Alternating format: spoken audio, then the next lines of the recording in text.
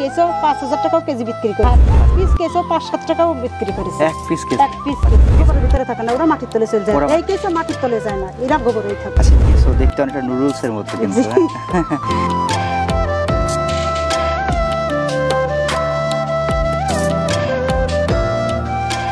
আসসালামু আলাইকুম দর্শক বন্ধু, এই মুহূর্তে আমরা বসে রয়েছি হচ্ছে ঝিনাইদহ জেলার কালীগঞ্জ উপজেলার জৈব গ্রাম মহেশ্বর চাঁদাই।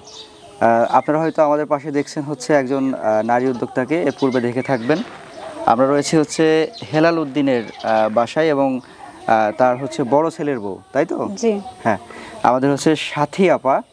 ওনাকে আপনারা হয়তো চিনেছেন যে এর পূর্বের একটা ডকুমেন্টারিতে আমরা দেখানোর চেষ্টা করেছিলাম যে জৈব সার উৎপাদন করে পুরো সংসারের খরচ যে আসলে বহন করা সে ব্যাপারটা, এবং পুরো একটা গ্রামের ম্যাক্সিমাম মানুষই হচ্ছে জৈব সার উৎপাদন করেন এবং এটা হচ্ছে বিক্রি করে তাদের সংসার চলে। একটা বিরাট অংশ আসে হচ্ছে জৈব সার উৎপাদন থেকে।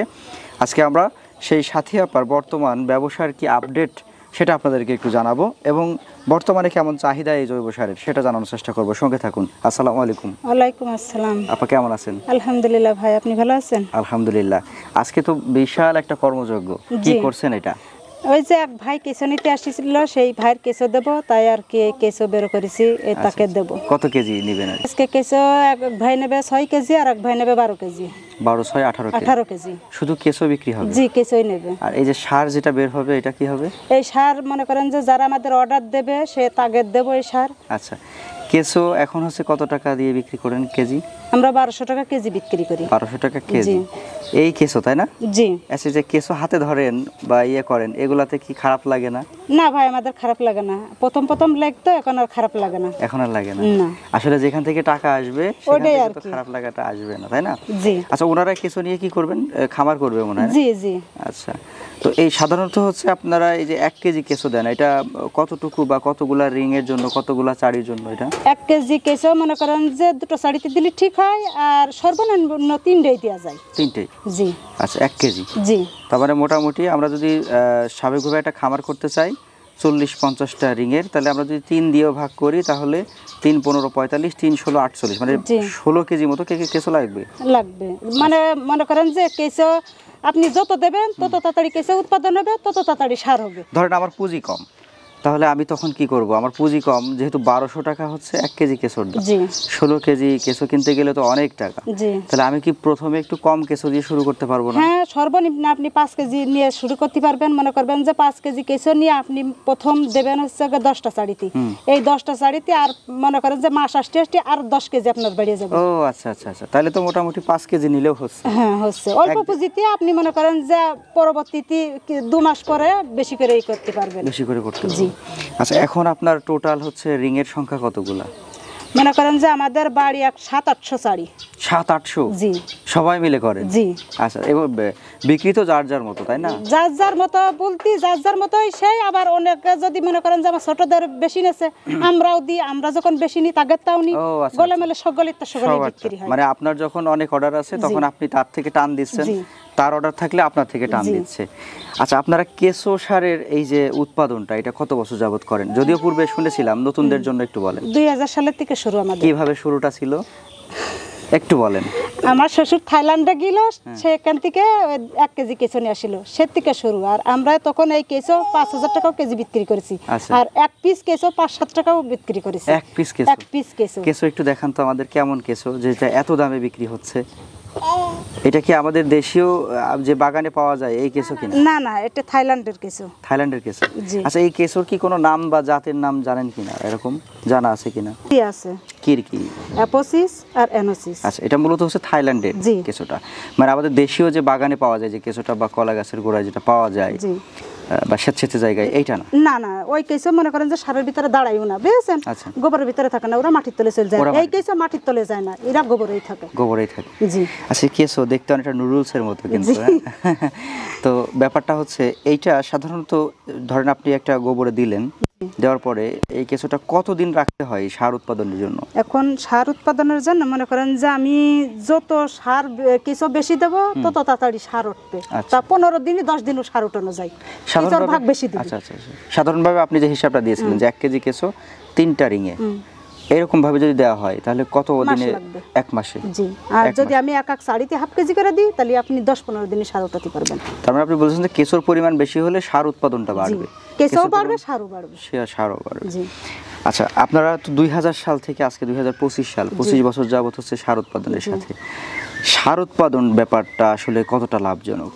এখন মনে করেন যে প্রতি মাসে 15-20 টন সার ওঠে, সেখানে 1-1.5 লাখ টাকা বিক্রি হয়। আর এই সার কিছু দিয়ে মনে করেন যে কিছু নালু আমাদের বছরে 1-2 লাখ টাকা কিছু বিক্রি করতে পারে। আচ্ছা আচ্ছা, এভারেজ 3-3.5 লাখ টাকা বেচা যায় আপনাদের পুরা ফ্যামিলিতে? জি। আচ্ছা, শুধু আপনার হিসাবটা যদি আমরা করি যে আপনার বর্তমানে মাসিক কেমন ইনকাম সম্ভব হচ্ছে?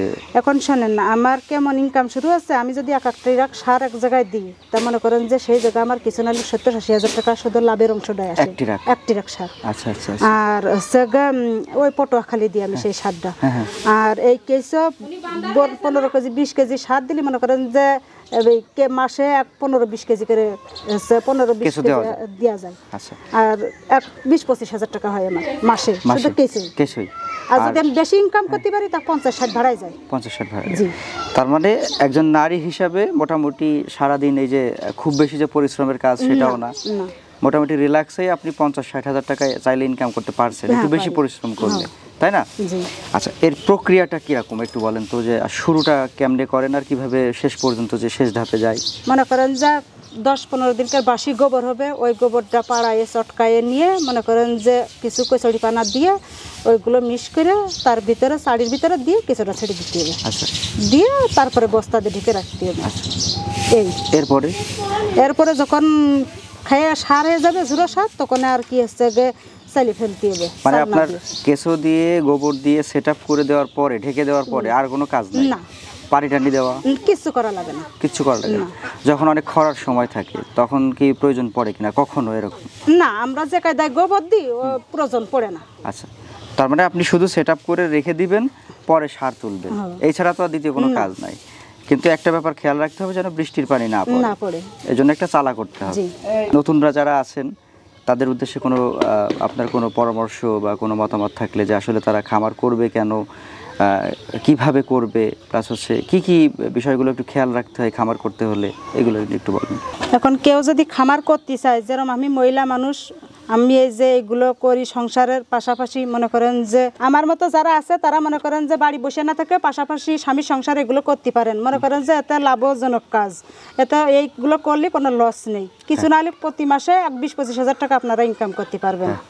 দর্শক, আজকে আমরা কথা বলছিলাম হচ্ছে ঝিনাইদহ জেলার কালীগঞ্জ উপজেলার মহেশ্বরচাঁদা গ্রামের হচ্ছে সাথী আপার সাথে। আপনারা ওনাকে পূর্বেই আমাদের যে একটা পর্ব, সেই পর্বে দেখেছেন, এবং আমরা যতটুকু জানি যে এই বাড়িতেই 3 জন নারী উদ্যোক্তা রয়েছেন যারা কিন্তু নিজেদের মতো করেই সংসারে স্বামীর যে আসলে আর্থিক সাপোর্ট সেটা দিয়ে যাচ্ছেন শুধুমাত্র এই কেঁচো সার বা উৎপাদনের মাধ্যমে বা কেঁচোর খামার করে। আপনারা যারা হচ্ছে দেশের বিভিন্ন প্রান্তে রয়েছেন, আজকে আমাদের পর্বটি দেখছেন, তারা চাইলে এই সাথী আপার মতো করে এরকম কেঁচোর খামার করতে পারেন এবং এই খামার করে বেশ স্বাবলম্বী হওয়ার সুযোগ রয়েছে।